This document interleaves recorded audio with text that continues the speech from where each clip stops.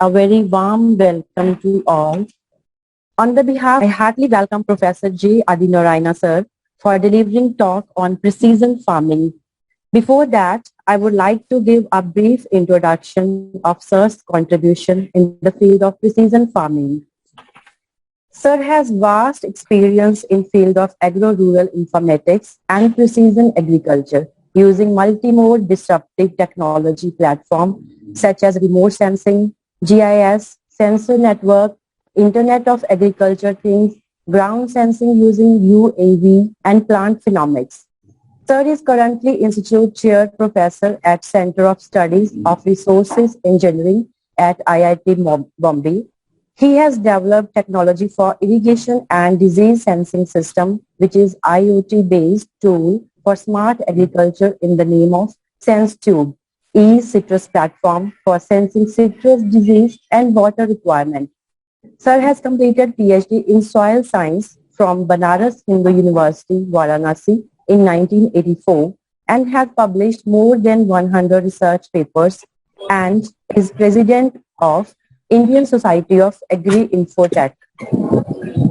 So with this, I hope all the students will enjoy this session. So now I request Professor J. Adinaraina. So please enlighten our students with the knowledge, sir. Welcome, sir. Thank you very much, Baljit ji. And I would like to thank the AGC in general and particularly the Professor Gill and Professor Bhatt, who is a sort of opportunity for all of us to interact with the young minds. And when you talk about the precision agriculture, definitely it is going to be in the hands of the. Am I audible properly? Yes, sir. Yes, sir. You are audible. Yes, sir. So, it's in the hands of the young minds, as I repeat the same thing. And we need to live up to this. And these are the people who are the torchbearers of this new technology. And I'm sure everybody agree that precision farming, you get a lot of definitions about that. But, in general, it is a modern farming, or you can call it smart farming. You can say it's a, intelligent farming, e-agriculture. People say digital agriculture. Interchangeably, they use these terms. But basically, it's a farming management concept where, use the digital technologies, say from spatial to the proximal or whatever it is, and also to monitor and optimize the agriculture production processes in the whole value chain, what you can say. So there is a sustainability tag in this precision agriculture. That's where, we need to be, we need to concentrate and then see whether we can take it forward to our, the folks in the agriculture community. All the students kindly mute yourself. There is a lot of disturbance. Dharmendra Kumar, please. So I'm going to share my screen, and then, Yes. For sake of the good transmission or streaming the meeting to the folks here, I think I will probably put it in what we call non-video mode. So I'll stop this video streaming so that, you can have better this thing, right? Yes, yes. No problem. Fine. I hope this is fine, and Yes. I'm going to start now. Yeah, that's what I was telling about the importance of precision farming, friends. I think it lies in the hands of the new generation, and there is a future scope. There is a lot of disruptions, or in fact, I would say innovative disruptions are taking place. Disruptive innovations, I would say that. Sorry. So agriculture is no exception. When you talk about the geoinformatics, so geoinformatics is almost, I would say that, I won't say it's a saturated, but when you are thinking of only remote sensing, GIS and GPS, so that's where we get stuck, and probably we get low innovations, which may not have that, the market value, which may not have that, to to make it more disruption in the farming community. So there's a future scope and there's a lot of opportunities. I think this is where I would, I congratulate the management to invite me on the topic of future scope of geoinformatics in agriculture. It's my pleasure interacting with these people.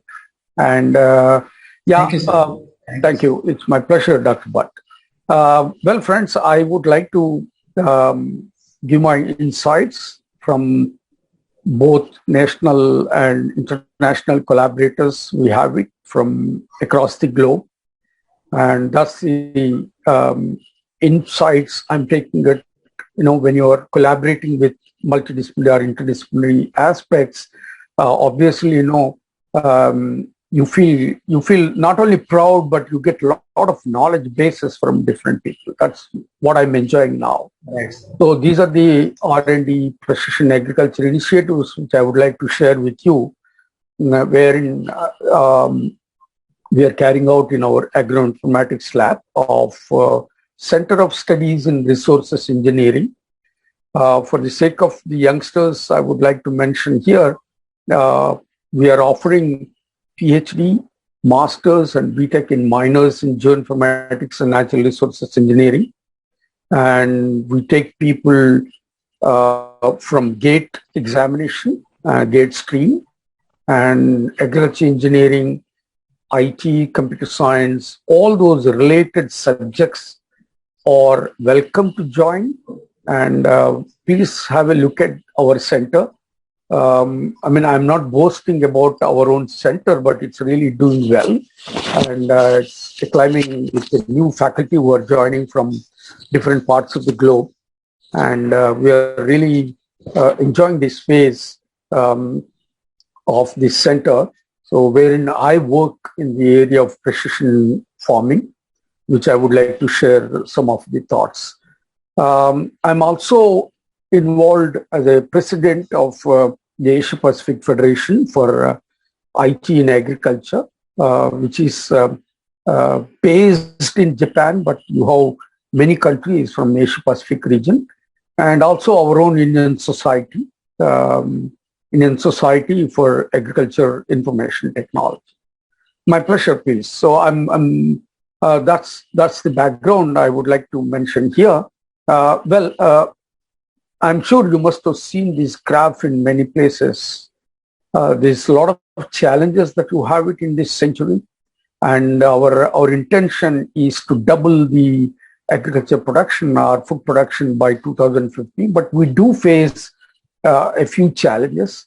Top 5 challenges I would like to mention here, which actually influence the food production towards this 2050 goal, is the increasing food production per a unit area, and also, the intriguing this climate change aspects that we are facing it. So we have to battle with that. Plus, as we are landlocked, there is no possibility of extending the farmlands unless we rectify or, bring this unculturable wastelands to culturable. And we're all, talking about the food production, but the other important thing what we have is the quality of the food. Not only the quantity of the food, the quality of the food is also a big issue. Plus, there is a lot of competition between the natural resources. So these are the issues that we have it. But these are all not only challenges, I would say that, but they become absolute opportunity for us to take care of this. For example, you take this climate change, which is one of the very important aspects that we're actually facing it now. It's creating a lot of these extreme events and things like that. But as far as the agriculture is concerned, on the left-hand side of the figure, you can see it here, about 50% yield reduction all over the globe that we are going to have because of this climate change condition. And on the right-hand side, which I've taken it from World Bank, is the 1 degree centigrade temperature can reduce almost to 15% in the US and about 10% in India that we are going to face in future. So our goal presently, it is very less, and we need to increase it almost by 2.5% yield improvement each year. We need to make it. So that's going to be a big challenge, friends. I think that's the only way the potential solution is to see whether we can make optimal use of it in terms of any input you take it. I'm not just only talking about the fertilizers, pesticides and things like that, even the energy or, water and things like that. All those things we need to optimally utilize it and then see that whether we can thrive towards the sustainability. I think this is the only way. The precision farming is the only way right now. And that's where we need to think about that. But the precision farming with the right tools and technologies are the ones which is going to, invite the youngsters and, these you can make these youngsters to come back to the rural systems is a sort of, reverse migration that we can think of it. So that is where, the precision agriculture is definitely thriving towards our goals in the future. There's a paradigm shift, friends. As you know, that conventional agriculture is basically, of course, it is coming from the knowledge basis from the ages, no doubt about that. But it's also based on the chemistry and engineering in the last century that we have seen the fruits during the Green Revolution. But slowly people have realized the non-sustainability of some of these Green Revolution aspects. That's where, we need to think about the optimization of the inputs. And that's where the world agriculture is moving towards the intelligent or, precision agricultural aspects. On the right-hand side graph, if you can see it, friends, which I've taken it from this journal, the number of publications per year is actually increasing it year by year. As you can see, from 2015 to 16, there's a exponential increase is there. But now if you take it, it's much more because people have realized the importance of the precision agriculture. That's the reason why I'm showing you this figure. But when you're thinking of a precision agriculture, a localized, or, when you're thinking an optimal this thing, then we need to think about the systems approach. That's basically you're trying to identify the linkages in this critical zone, all those factors which are contributing, we need to identify. So we cannot think soil as separate soil, agriculture as separate one, water as a separate. So we need to, when you're thinking of this heterogeneous or near surface environment, that's the critical zone wherein these factors are playing a big role to regulate this habitat and determine the sustainability of the resources. So that is the crux of the precision agriculture. So another point I would like to again mention here is, I'm sorry, please don't think I myself am an agriculturist, but agriculture is no more with only agriculturist friends. It is definitely going to go with a multi and interdisciplinary aspects. So that is where the world is moving. And in almost all subjects, agriculture is no exception, but because of the complexity involved in this agriculture, we need to think about an interdisciplinary approach here. So I'm seeing some chat here. I think some students are yet to come or something like that. Some students are not able to join. That's what the chat is mentioning, Dr. Bhatt. Please take care of that. Yes, sure. Thank you. So that's where the systems approach in a critical zone, the precision agriculture is going, friends. I'm told that you're all aware of these concepts about the precision agriculture. I'm not dealing much on that, but I would like to add, augment with the new technologies which are taking place.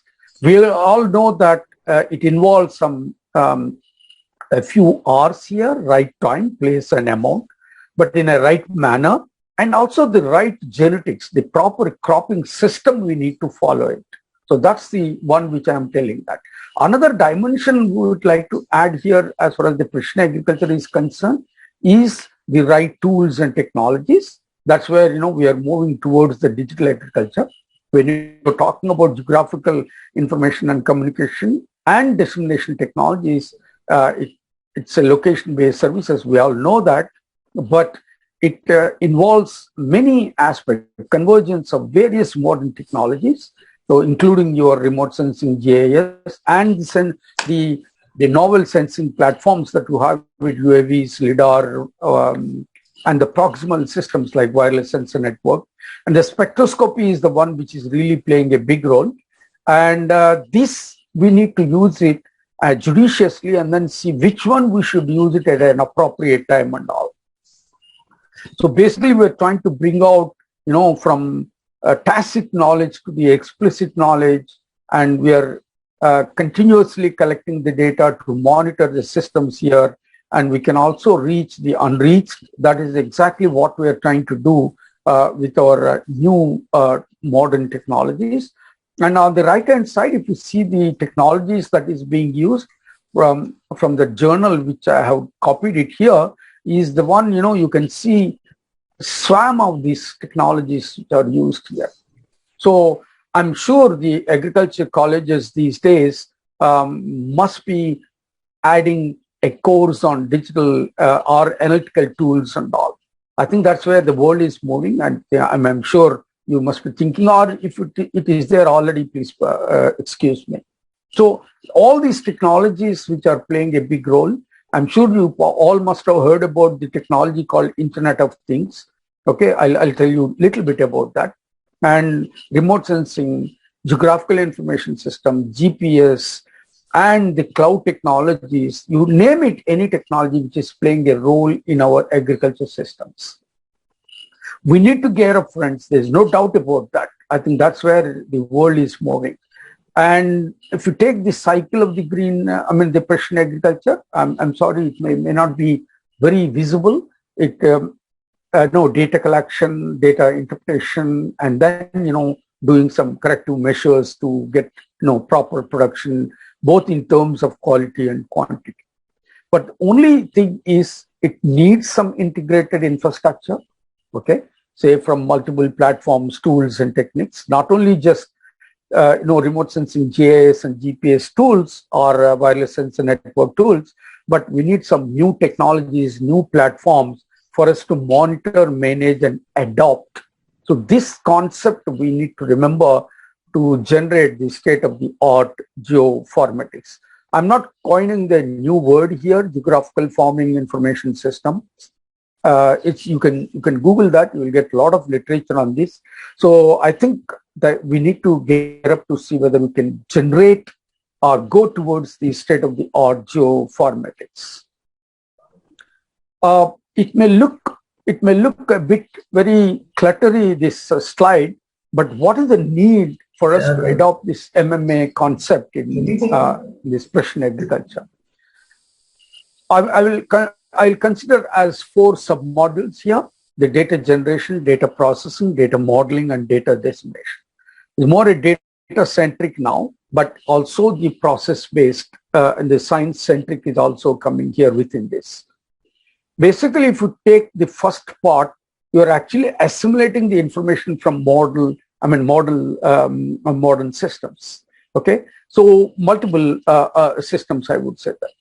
I'm including our geospatial technologies, plus the novel sensing platforms like, the LIDAR and, the thermal imaging, hyperspectral, genomics and phenomics is the one which is really making a lot of inroads into our geoinformatics. I'll talk a little bit about that.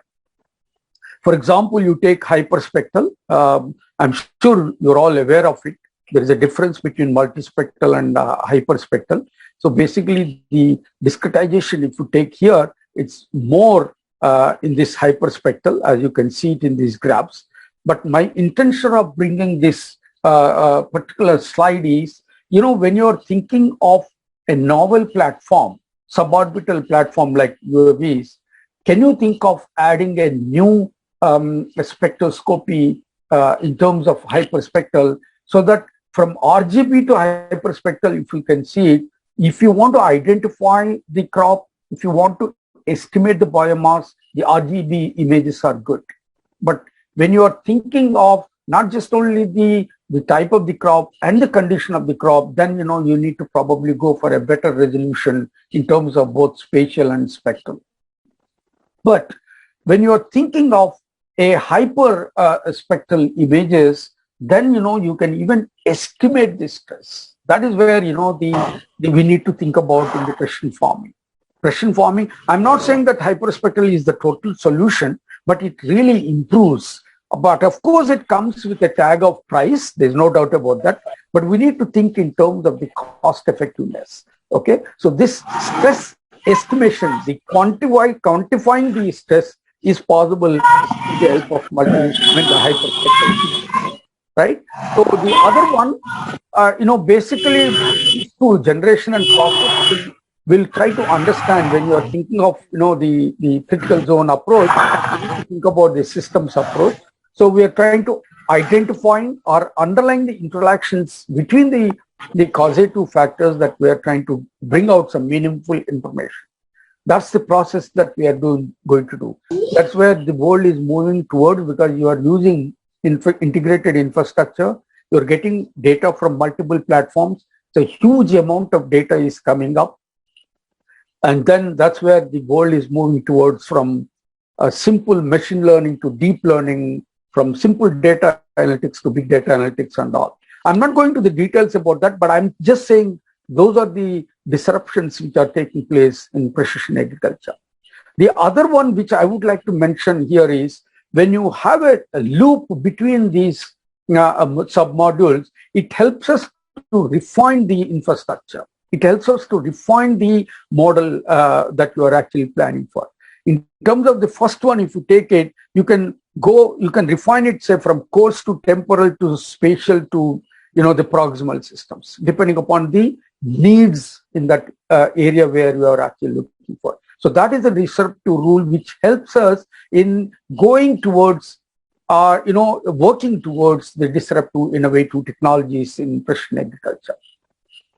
The fourth one, if you take it, data assimilation, is going to help us in both advisory and monitoring, and the management aspects, adaptation processes.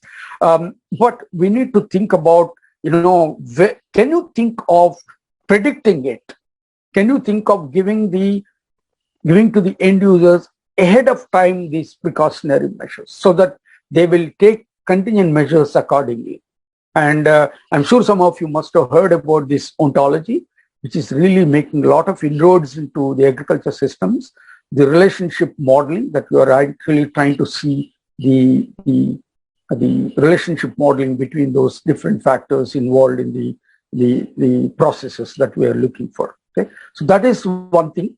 And as I said, because of these technologies available, because of the thinking power of the people is completely different now. See, we have been thinking only doing research, but there is a huge, particularly from the young people like you, is coming up, is to make these systems on sale. Why not? When you're doing a good job, why can't we innovate new things which will have a business model? So that is where I'm trying to tell. The conventional ones are already market presence. It has a minimum innovations. So you have to think beyond the geoinformatics now. So geoinformatics is definitely playing a big role in precision agriculture, but you need to think a little beyond that. So those technologies which are making disruption in the whole world, not only in agriculture. So those are the things whether we can make use of it. So these cutting edge technologies help us in new infrastructure, okay, and it helps us in reducing the informatics culture among the rural community, and it has a business vision. That's the difference between the conventional and disruption. So you have more challenges, but a lot of business vision. There's a lot of informatics culture that you can see it among the people. So that's the advantage that you have it.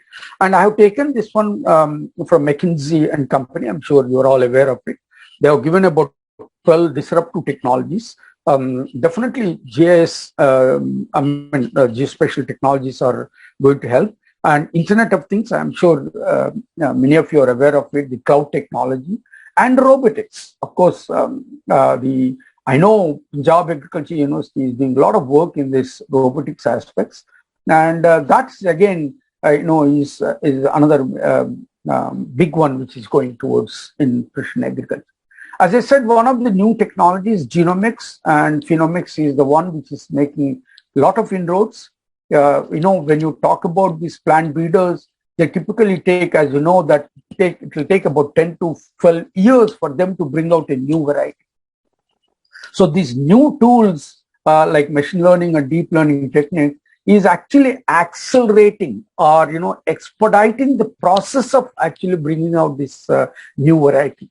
So that is what the genomics is, taking the advantage of the new tools and new high-end agriculture systems. When you want to identify a good quality crop, or when you want to identify a drought-tolerant crop, or when you want to identify a crop which is, disease or pest resistant. So those are the new genotypes that you can bring out with the help of, the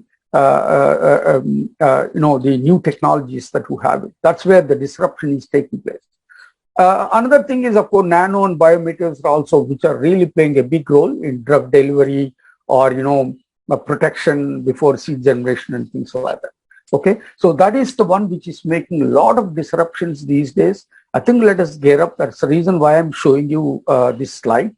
The other two technologies, as I said, in artificial intelligence or machine learning techniques, which is again, you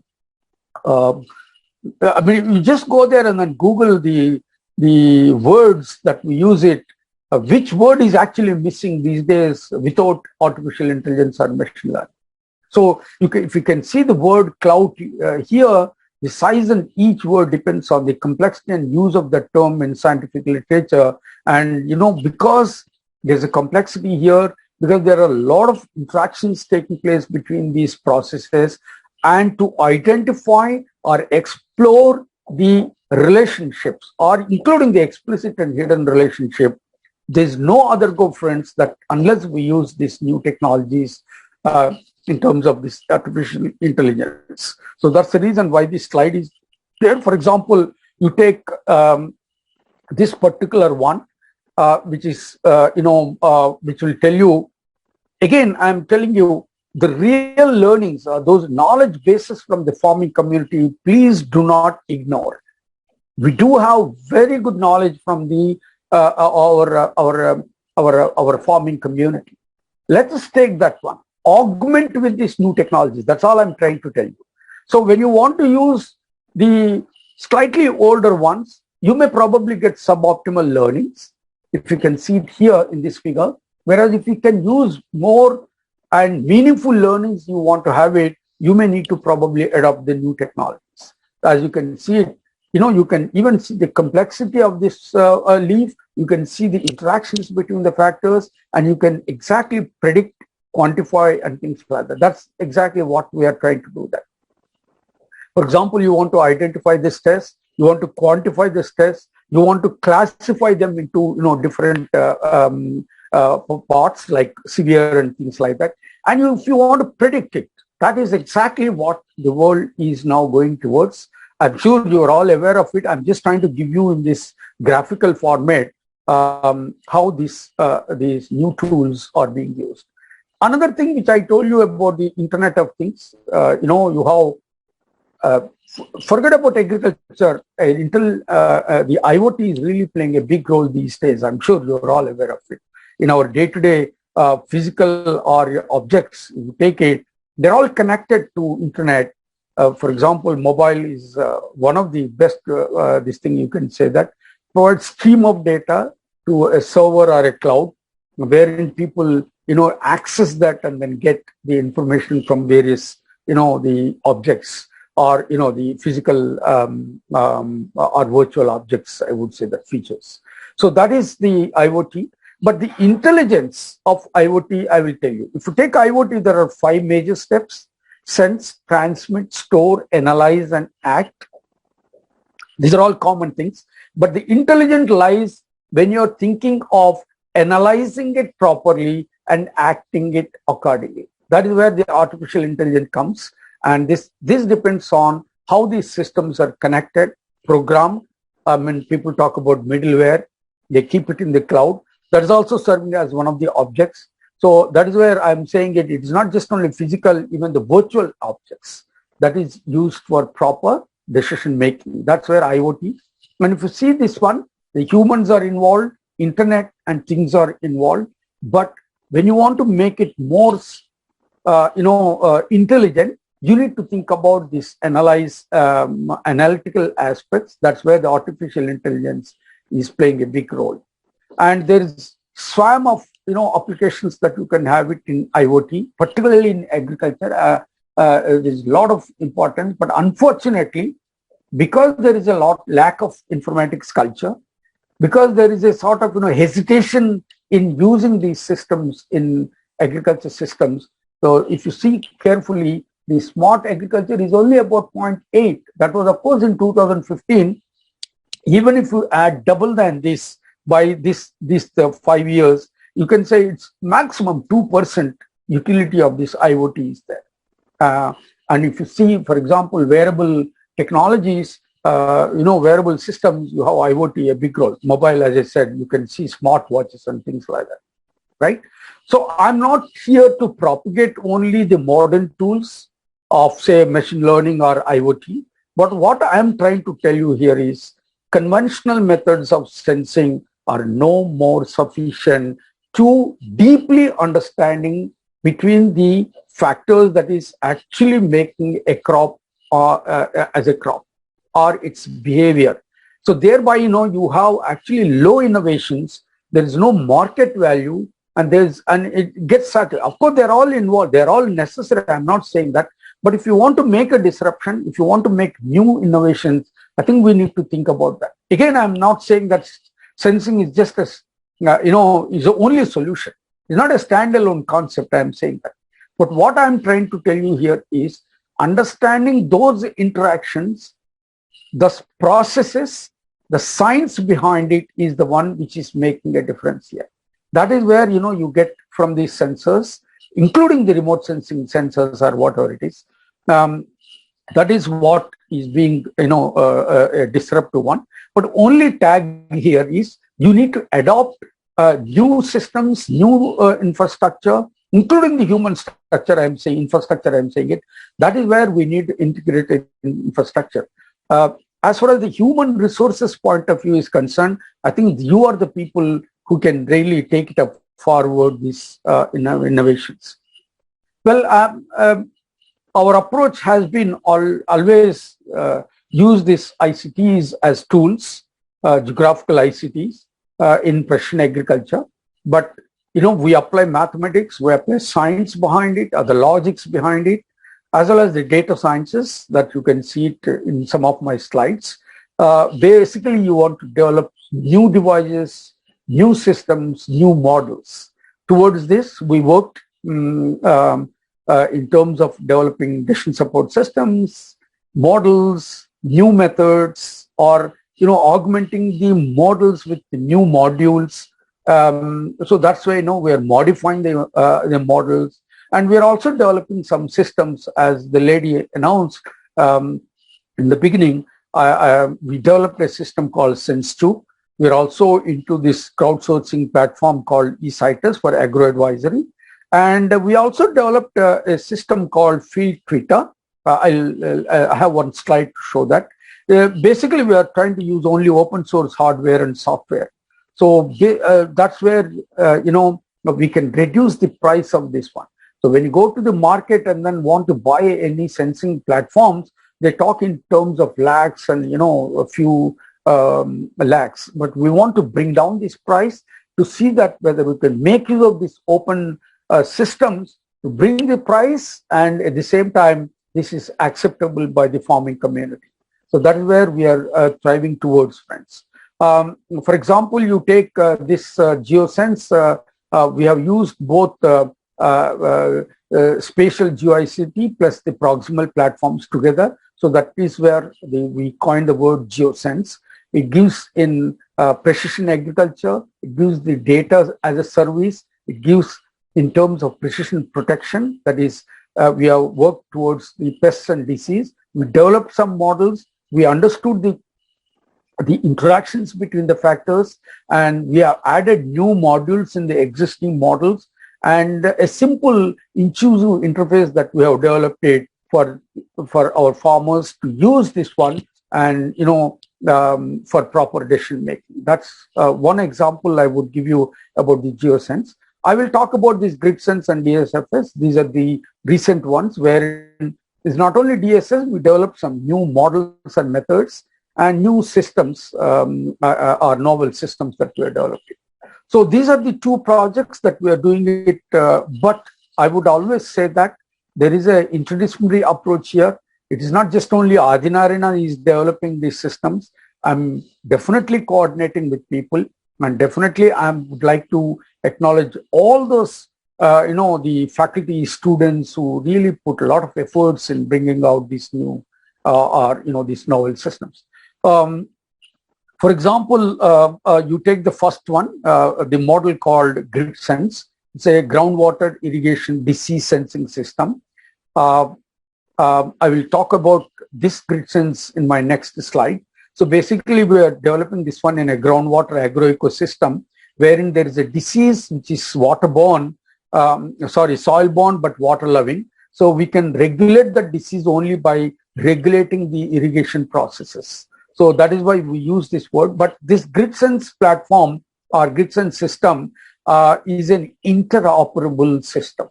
It's basically, interoperable platform for remote monitoring and for near real-time decision making. See, when you're thinking of a complex agriculture systems, like in our case, you may not have a real-time decision making, but there's a sort of latency is there to get the data, to process it, maybe 1 minute to a few minutes or few seconds or whatever it is.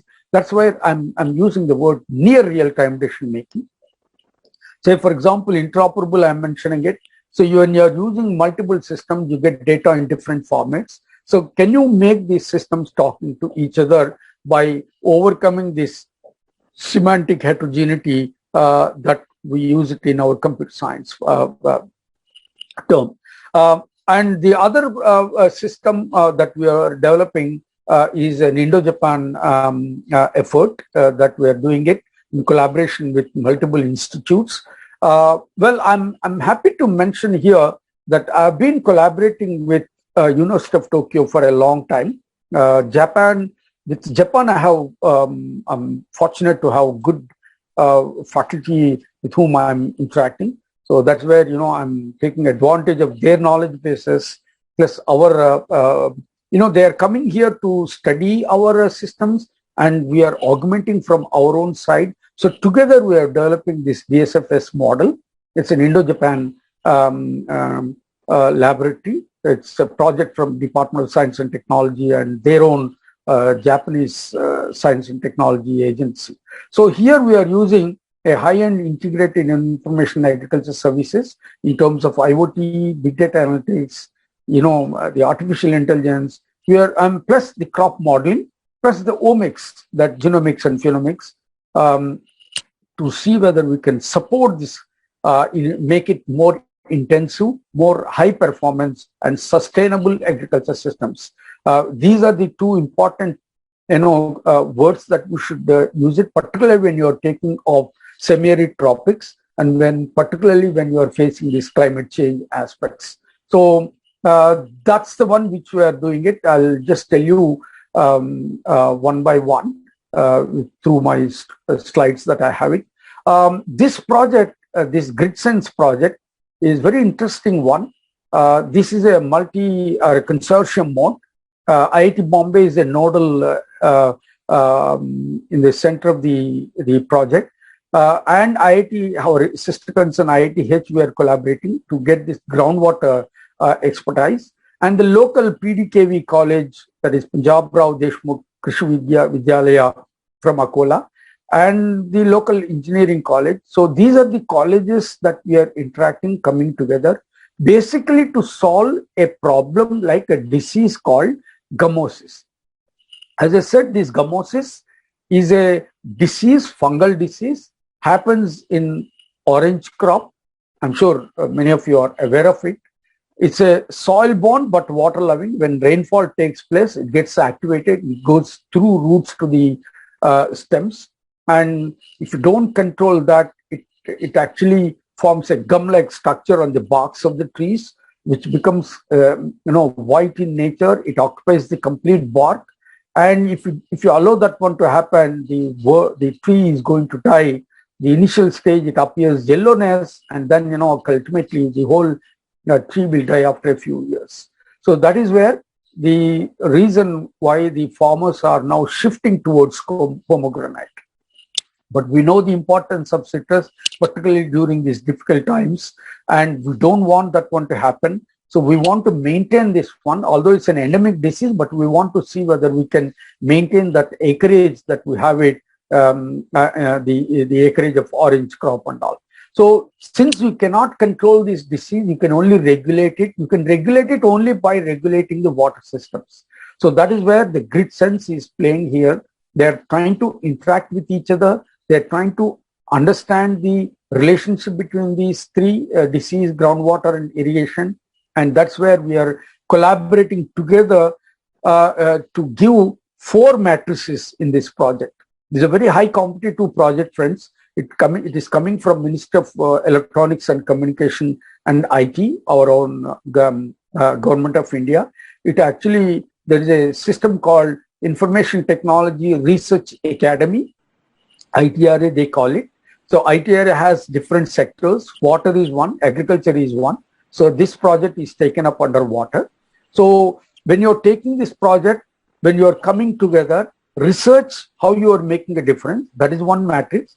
And how you are making a difference in improving the curriculum of the local colleges. Okay, so that's where IITB is playing a role. And then research curriculum outreach, when you are actually disseminating this one to the, not only to the consortium people, but outsides also, like, what I'm trying to give you, this model is about. Plus, it should have a social impact. So these 4 matrices are very important for this project. So that is where we lived up to, and we developed this platform by using standards, by using the interoperability, this thing. But we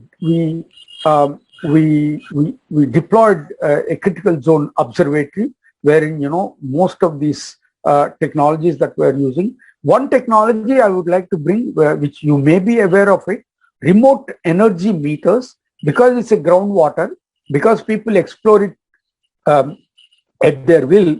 So we want to see what is the actually groundwater balance that we can bring out, how much water is available, what is the water table, plus it also gives you the hydraulic components, things like that.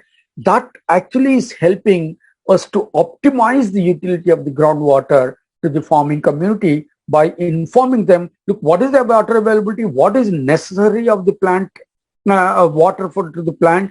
That's where exactly you need to use optimally. That is the reason why I'm saying this optimal use is a playing role here. So we are using multiple technologies, including the, I would say, sorry, this is the critical zone observatory that we have established with the integrated infrastructure. So basically, we are trying to develop this system to see whether we can regulate the water by regulating, we can regulate the disease by regulating the water that is available, mainly groundwater resources, right? So that's where the grid sense is playing a role.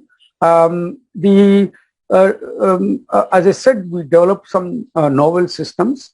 This is called SenseTube. Now we are calling this one as SenseCube. It's an IoT platform for smart agriculture.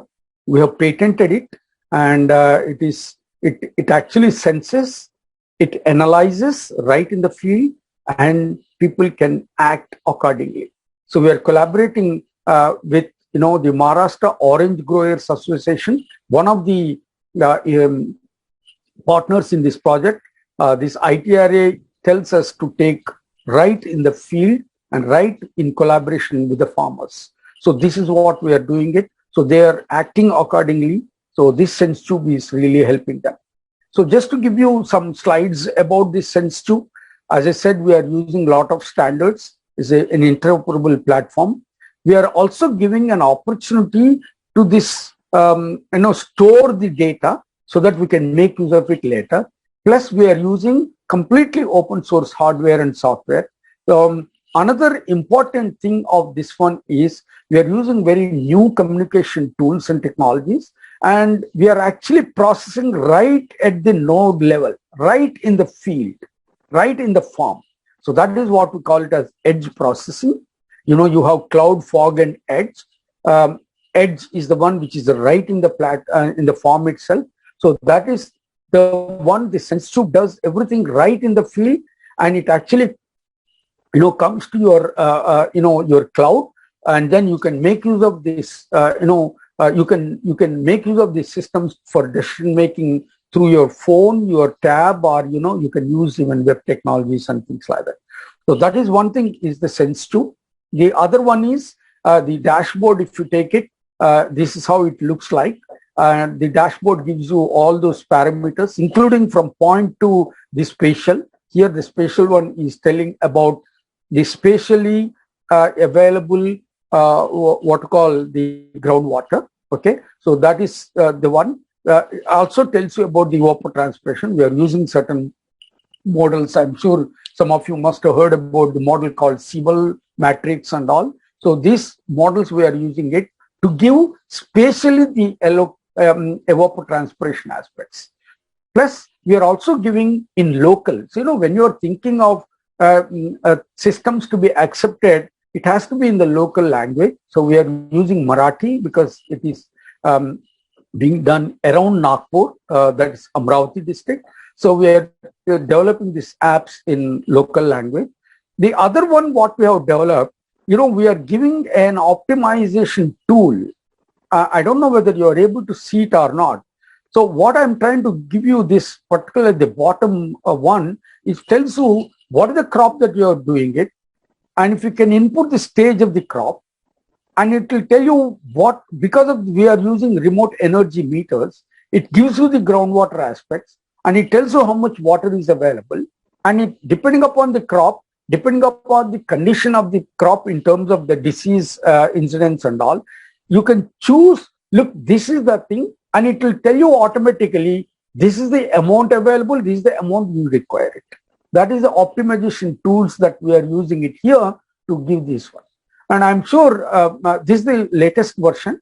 I'm very sure you must be aware of the difference between automatic weather station and this one, and the sensing platform. The sensing platform is very flexible. You can use, depending upon the platform that you're using it, you can modify, flexibly use the sensors. Whereas in the automatic weather station, when you are buying it, you need to decide how many sensors that you can have it. The other one is, it is a portable one. You can even change it. I'm not saying an automatic weather station cannot be changed, but this you can flexibly move it wherever you want. Plus the accuracy and the local microclimatic parameters that you get it. That's the advantage that you have it. The difference, I would say, that sensor technology plus the automatic weather station, right? Some of these things we're also using it sensors as a flux towers.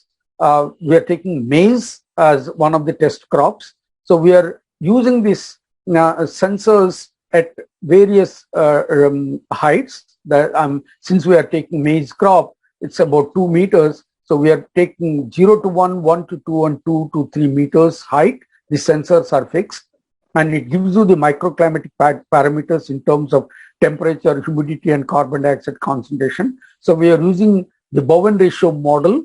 The Bowen ratio will give you the local climates, and higher the Bowen ratio, that means you're not properly utilizing the energy, incident energy. It's actually increasing the latent heat. It's not increasing the latent heat, but actually a higher sensible heat you have. So that is where the science also is playing a role here. So depending upon the requirement, we can even modify it. You can take contingent measures like in terms of flexible irrigation scheduling, maintaining the soil moisture status according to the availability of the ET. This we are doing it spatially, not only point wise. Okay, so that is the reason why I'm showing you. I'm sure you're all aware of it, the players in the energy balance, the radiation incoming plus latent ground as well as the sensible heat that we have. I'm going to end this one as far as this one is concerned. The sense tube you can have, you can even write to me, you can write, you can connect this one, you can visit our website and it will give you all those details. You can reach us.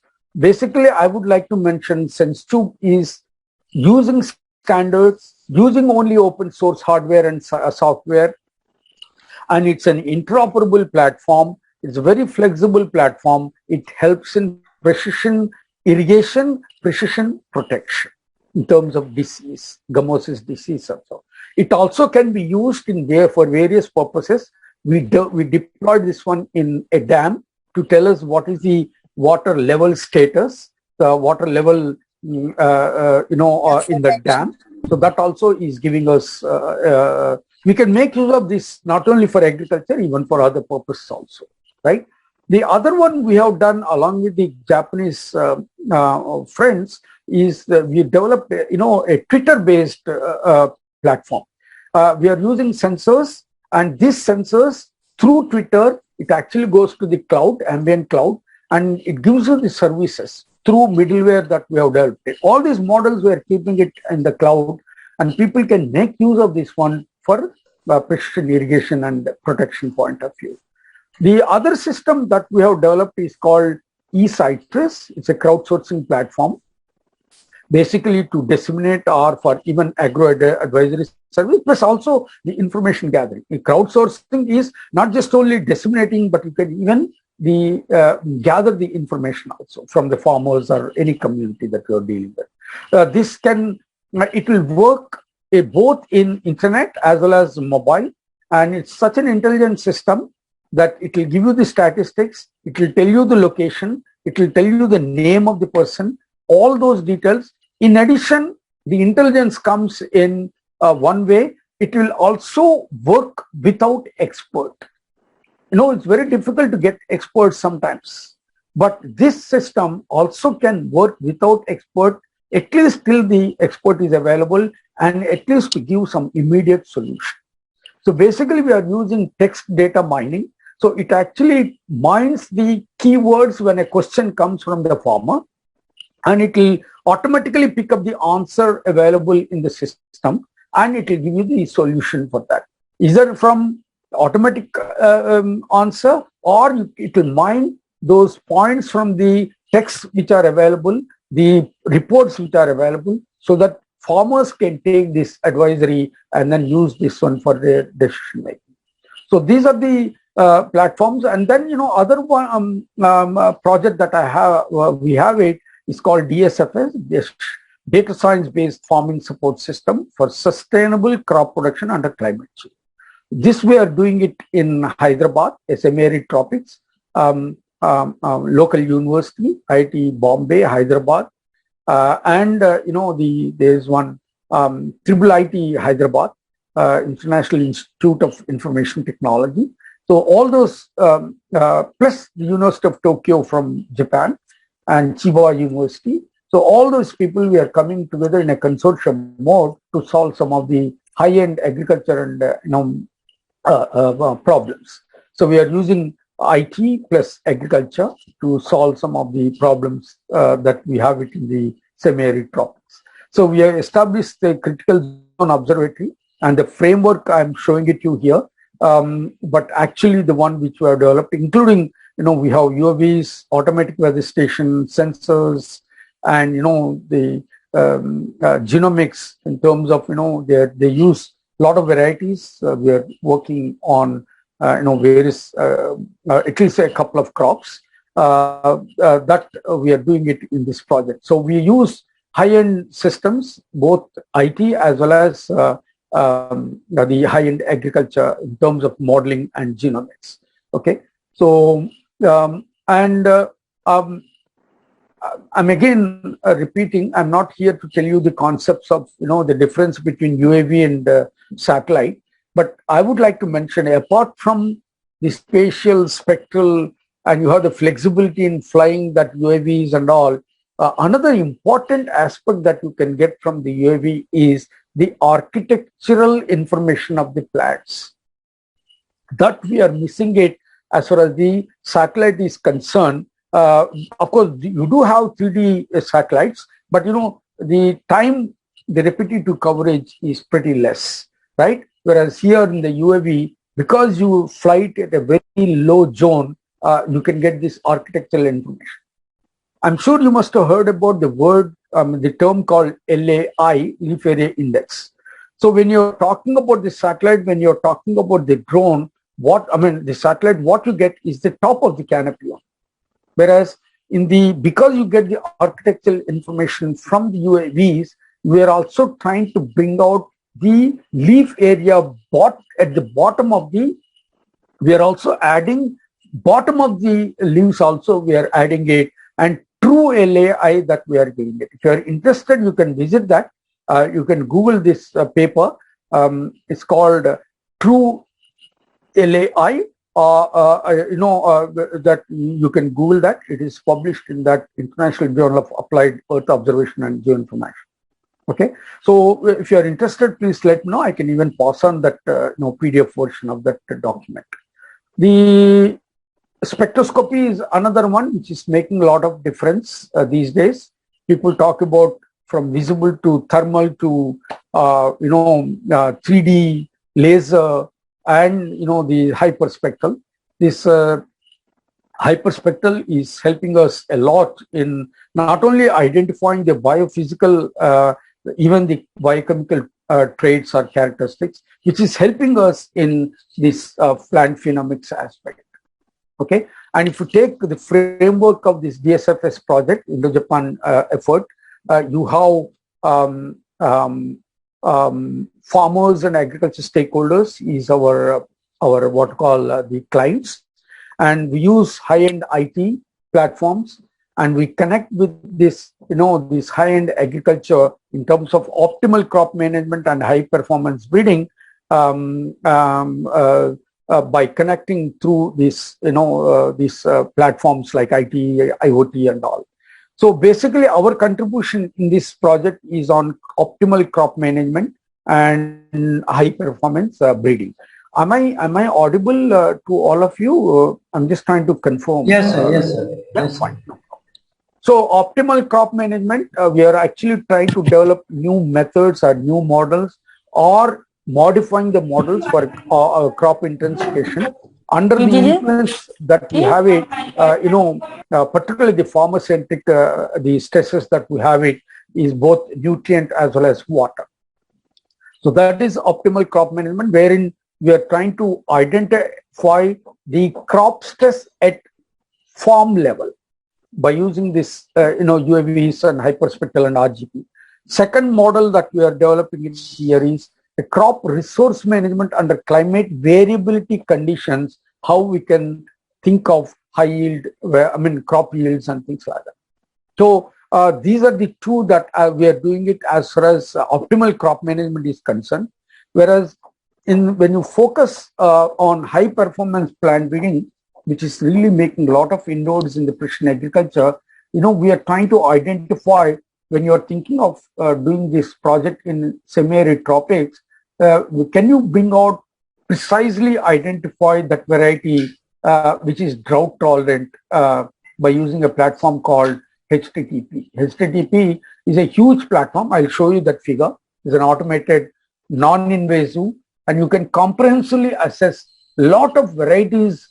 Typically these breeders, they talk in terms of lines, 200 lines, 300 lines is nothing but genotypes. So you want to identify, when you're doing this, identify based on the traits, either it's a biophysical trait or a biochemical trait, identify that particular crop or variety which is drought tolerant.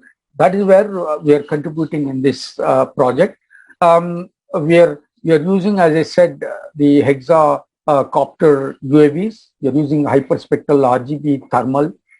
cameras. And our experiment in Hyderabad is, we are using 3 treatments of water, 3 treatments of nitrogen. And typically in agriculture fields, you know that they take at least about 2 to 3 replica. And with typical that experimental design. And this is how the field actually is looking in that area. And ultimately, by generating the farm level stresses in terms of water, in terms of nitrogen. I'm just trying to give you the other pictures only to give ultimately this is the plot level information that we are getting. Okay, so this is giving us the chlorophyll map, and the other one is giving the leaf water content map. So that's how you're trying to identify how much water is available in the plants, how much water is available in the soil, and where to how much amount exactly that you need to irrigate it. So that is exactly where we are trying to go towards, friends. This is a farm specific and farm level stresses that we are trying to do with the help of these cameras and with the UAV platform, both in terms of nitrogen as well as water. We are also going towards developing a decision support system. For example, you take this one, we are trying to give the tassel count automatically. We are using certain tools to identify automatically that variety, which will give you more yield or more drought tolerant and all. For example, you take a tassel count in the maize crop, a sorghum crop. So with our tools, new tools that we are using it, machine learning tools that we are using it, we are getting almost 98% accuracy with the hyperspectral image. So that is, we are going towards that. Ultimately, we want to bring out a decision support system. So it's basically a very preliminary level decision support system. The project is still ongoing. So we are trying to give them early stage precise water leaf stresses and farm level crop biophysical factors and tassel or flower counting automatically under this one. You can also visit this. You can get more information on this particular decision support system. Yes, sir. Yeah. So the other one which is making a lot of difference is the high performance plant breeding. You can Google that. There's a huge exponential growth of using this machine learning and deep learning in the agriculture itself, or in general, or you take for that matter plant phenomics. Okay, I'll talk about that plant phenomics in my next slide. So there's a exponential growth of this using these new models and tools in agriculture systems. Now, what is plant phenotype? Phenotype is nothing but is a function of environment and particular genotype or a variety, and also the interaction between G and E. So that's this thing. The phenotype is a function of genotype plus environment. The challenge here is it's very difficult to do this one phenotyping through a normal conventional methods. So we need to go for some platforms which helps us in expediting it. That's the reason, why the breeders take a lot of time for them to establish the fact to bring out a variety which we're talking about is a tolerant crop, drought tolerant crop. For that, we need to use certain platforms. It's called high throughput plant phenotyping, that platform that we are using it. We are collaborating with ICRISAT for this. ICRISAT, that International Crop Research Institute for Semi-Arid Tropics in Hyderabad. So we are using their platforms which simultaneously comprehensively analyze 4,608 plants at same time in terms of its giving the weather parameters, in terms of giving the evapotranspiration of each one. By adding these load cells, we can weigh this load of the plot or rather a pot every 15 minutes, which tells us the evapotranspiration differences. So it's a high-end system. It's very costly, but these days you get even at a less costly also. But our intention here is not the cost, but our intention here is the speed with which the agriculture is growing now, with the help of other modern tools like IoT and artificial intelligence tools. So that is what we are doing it. We are using this HTTP platform. As I said, challenge is, can you remove out of these, varieties that you are thinking in terms of 200, 300, can you remove the effect of the spatial variation from the phenotypic variation so that you can exactly say, look, this is the variety that you are looking for. So it's very difficult, which is a very, very difficult problem in the plant breeding experiments. That is why we are using this HTTP to accelerate these plant breeding aspects. So our intention, as I said, is to identify the drought tolerant, and we want to accelerate this plant breeding. So we are trying to develop some analytical pipelines or software to cluster them into discrete groups. And after clustering them, we want to identify that particular variety for drought tolerant. And our intention is to see whether we can identify them early vigor characteristics. These early vigor characteristics, the reason why I'm showing you this figure is the early vigor plant preserves more water and yields better. It may not show you the vigorness in the beginning, but whereas in the end, it actually gives you good yields. So for that, we are using both biophysical traits in terms of its height, leaf area, and the biomass. And we are also using canopy conductance traits in terms of evapotranspiration, because you get evapotranspiration from this platform. So we are using transpiration efficiency is another one, or transpiration rate. So this is the traits that we are using it, applying this modern tools, applying these model tools on these various genotypes, and then trying to identify that particular one. So we are spatially discriminating those varieties. We are identifying the groups. We are identifying the groups with discretion in terms of it's more, less, and severe. Plus, after that, applying these modern tools, we're identifying exactly which variety is a drought tolerant based on the transpiration rate efficiency, TR influence. So that is what we are striving towards, friends. We are also developing, collaborating with IARA Delhi, wherein you have a national facility called the Nanaji Deshmukh Plant Phenomics Center. That is, our Prime Minister has dedicated to the entire nation. So we are collaborating with them. This facility, we are using it. One of my PhD students, who himself is from ICAR, so he is trying to identify, taking a rice or wheat crop, can you automatically identify the stress of this plant, stress of these leaves, by identifying green, yellow, or green yellow leaf tips. That is one trait that we are doing it. We are also using a lot of other traits like convex hull of the plant, the number of the leaves in that convex hull, and we are trying to identify that variety which gives you less tolerant, more tolerant to the drought, more tolerant to the variety water, or even for that matter, plant and disease. That is where the world is moving towards, friends. I think we need to gear up as a geoinformatics specialists, not just only thinking from remote sensing, GIS and GPS. We need to gear up for that one. But when you're talking about this integrated infrastructure, the advantage is you can have a blend of both top-down and bottom-up. Top-down is you're increasing the infrastructure, you're using more technologies, you're trying to provide integrated infrastructure for better decision making.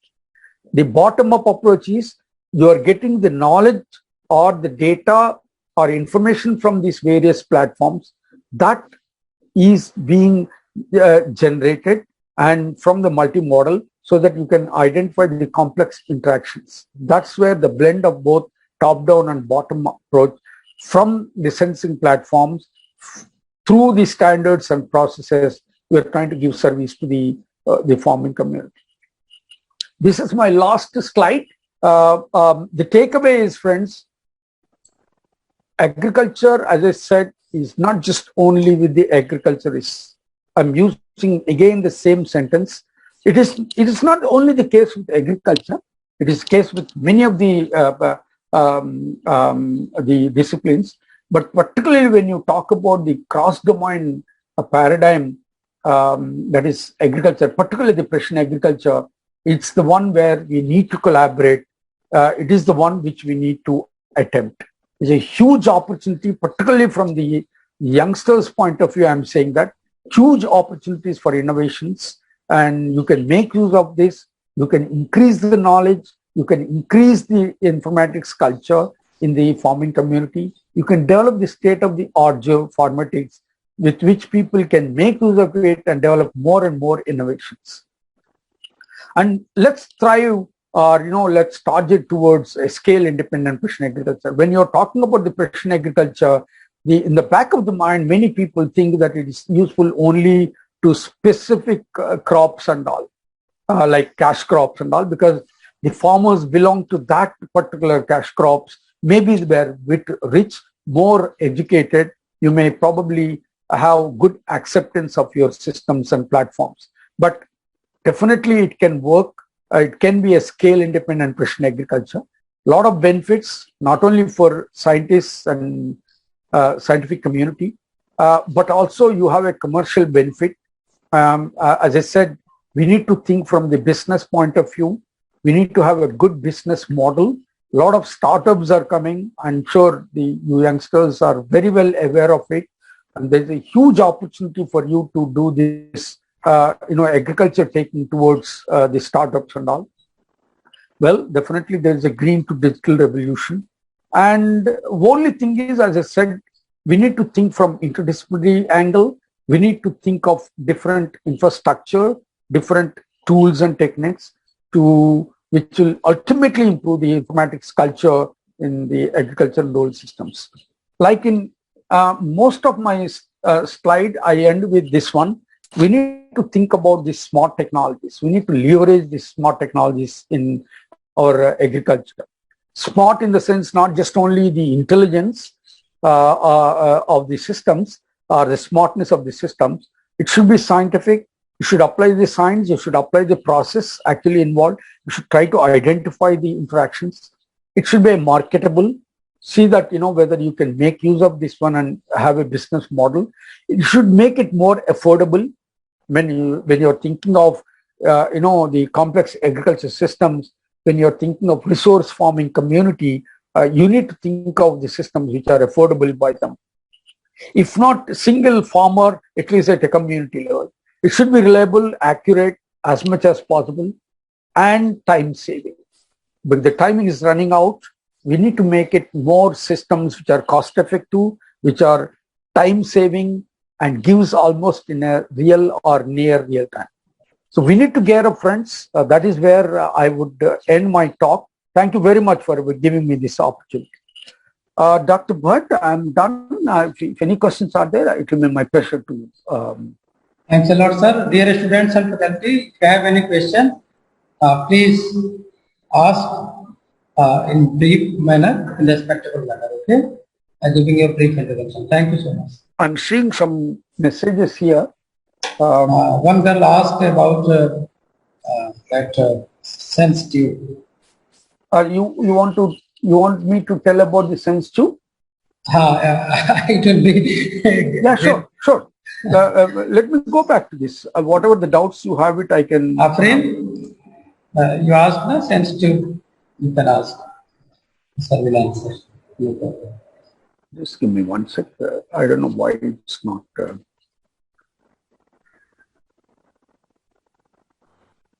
Yes, sir. Good morning, sir. Good morning. Yeah. Yes, please. Sir. So, I have a questions about the sense tube. Sir. Yes, sir. So your presentation is awesome, and I have learned a lot. But I have a little confusion that sense tube. What's the actually application of sense tube? I mean, the yes, applications actually with sense tube is used for what? That's what you are. Yes, right? yes, sir. Yes. So basically, you can monitor the weather. You can see the application areas. It is basically working on precision irrigation and precision protection in terms of crop water and nutrient management, in terms of crop pest and disease management. You can also make use of this one for other purposes. Like as I said, you can make use of this one for water table or water, the level of the dams, or you can make use of this one in different other systems also. We did use that, but I'm saying it basically, it is used for precision irrigation, precision protection. Is that clear? And precision nutrient management also. Yes, sir. Ahmed? Thank you so much. Right, Yes, yeah. sir. Any other question from anyone? Any student from fifth semester? Yes, sir. Sir, this sense tube is used as in a large scale or Okay, you're saying it, in the back of the mind, when you're thinking of a sensing technology, one doubt people always will have that is, what is the coverage? Okay, in how much coverage it will cover in terms of acres and things like that. And what is the accuracy levels? Okay, it depends on Yes, sir. 2-3 factors. When you are thinking of a homogeneous plot, having same soil, same crop, you don't need to use it at multiple places. Okay, that is one thing. Depends on the heterogeneity, you should place them. So you want to identify accurately for each crop, then you need to put this on at each plot or each crop type. When you want to say that overall in that area, I want to identify, that means my accuracy levels is very relative. I'm not looking for absolute values. Then you can just place only one. When you're thinking of very accurate at a very micro level, obviously you need to put them at each crop, right? The other thing is, it depends on the communication protocol that you're using. Are you using a Zigbee, or are you using a Wi-Fi, or are you using a RFID and things like that? So when you're thinking from this angle, obviously the Wi-Fi will cover a bit, right? So if you're thinking of Zigbee, it will cover only a few meters and things like that. So it depends on the kind of protocols that you are using it. And if you can see it carefully, I was talking, we are using, Yes, sir. we are using LoRa, sorry, I don't know why it's behaving differently.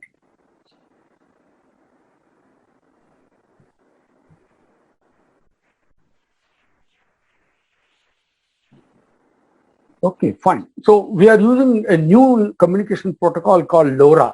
That is the one which is, people are using it in the sensing technology. I'm talking sensors, ground sensors, I'm saying that, okay? But we can make use of both ground as well as spatial systems together, fuse it. I'm sure you must have heard about the word called fusion of fusion technologies.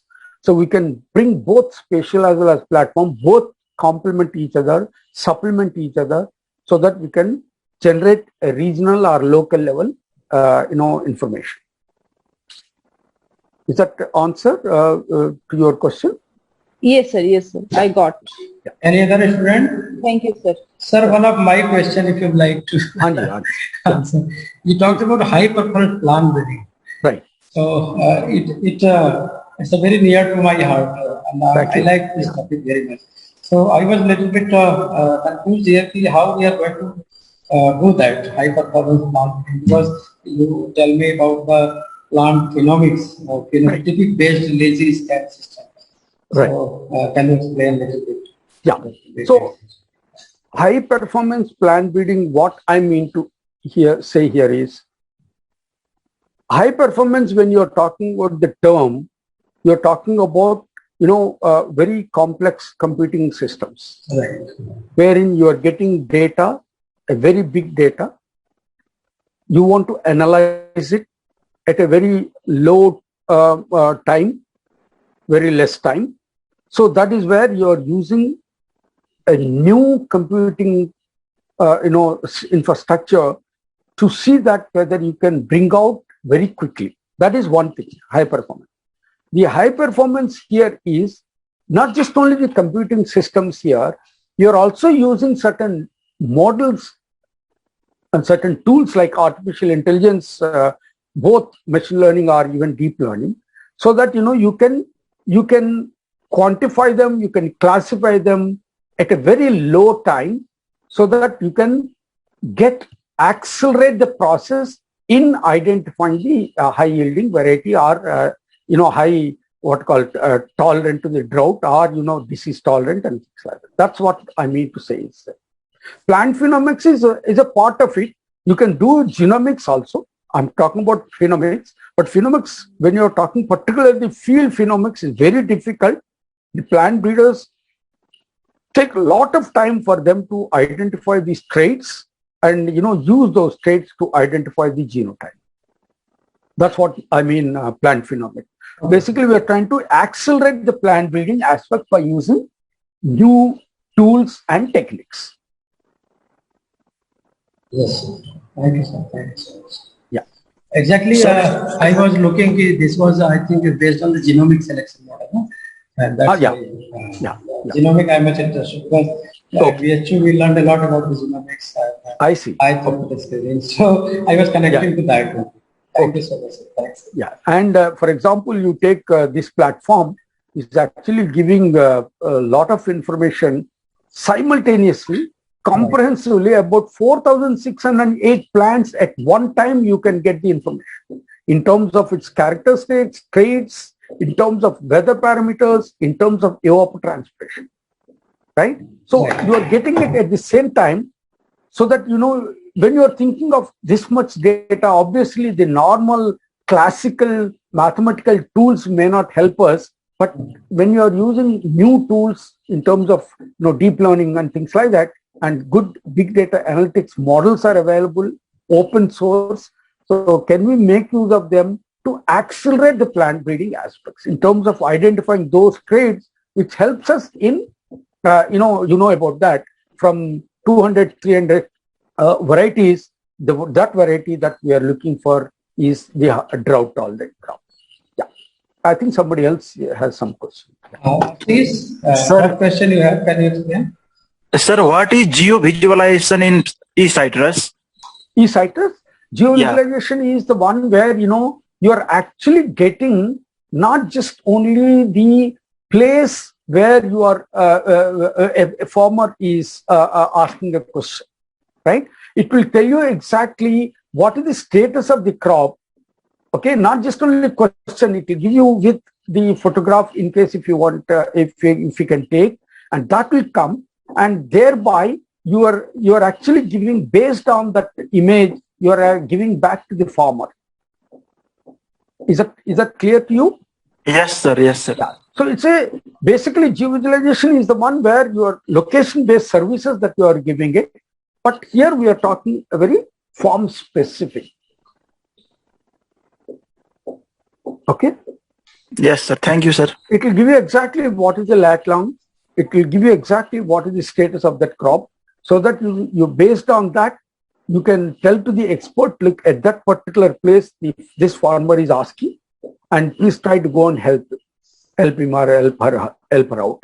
If the expert is not available, then what we can do, we can mine from the text or records, then we can give the solution. Is that okay? Ashish, have you any question you ask in the group? Sir, there is one more question, sir. Update just wait, sir. Yeah, please. Sir, what is Sense Cube system, sir? SenseTube and SenseCube is same. When we patented it, it was known as SenseTube, but we added little more modules into that and more, recent technologies and tools that we are using it. So we are calling now that one as SenseCube. So basically, the SenseCube is a platform. It is not just only a sensors that you are having it. It is a platform wherein it will store. It will actually adopt standards. It will adopt the interoperability, because when you're talking about sensors from distributed various places, you need to get this in a standard format. So we are using it these standards to make the systems interoperable, talking to each other. It will store, it will talk to each other, it will analyze, it will give you the solution. So that's the platform is the call that we are calling it as SenseTube. So it's a sensing, a tube-like structure. That's the reason why it's known as SenseTube. It's a platform because it's not just only sensing, it will analyze and you can act accordingly. Is that clear? Yes. Yes, sir. Clear. Sure. Yeah. Sir, Good morning, sir. Good morning. Please go ahead. Please. Sir, can you evaluate some small project based on Sensining or any tools? Come again, based on SenseTube what? Sensining, sir. Sensing means they want to work with you some small project. Okay. Sure. Please, They want to contribute something. yeah, sure. It is a lot that we have to learn. Yeah, sure. Because I also learned last year big data tools over the Python programming. Okay. So I can help them out. That they were requesting personally. Sir, it will be a great moment if sir can allot some project is not. Sure. We can give some data to sir and allot something. Okay. So thank you so much, sir. Thank you so much. Any other question? It will be the last question. Anyone else? Okay. So there is no question. Sir, it's my privilege to present a vote of thanks on behalf of AGC Amritsar to our Honorable Chief Guest, Sir, Professor C. Adinarayan from IT Bombay. So I must mention our deep sense of appreciation for accepting our invitation at such a short notice for this webinar. We are grateful to Sir for this enlightening lecture about many smart tools, many latest tools and patents and their work. He mentioned a lot in the present topic like grid sense, remote energy meter, IoT, remote sensing, critical zone observation, and then high performance plant building, genomic selection model, and also we are thankful to Sir for mentioning a new concept that is green to digital revolution. I think this is the second green revolution after the green revolution by MS Swaminathan sir. So we are very enough fortunate to listen a great talk of sir. Thank you sir, thank you so much.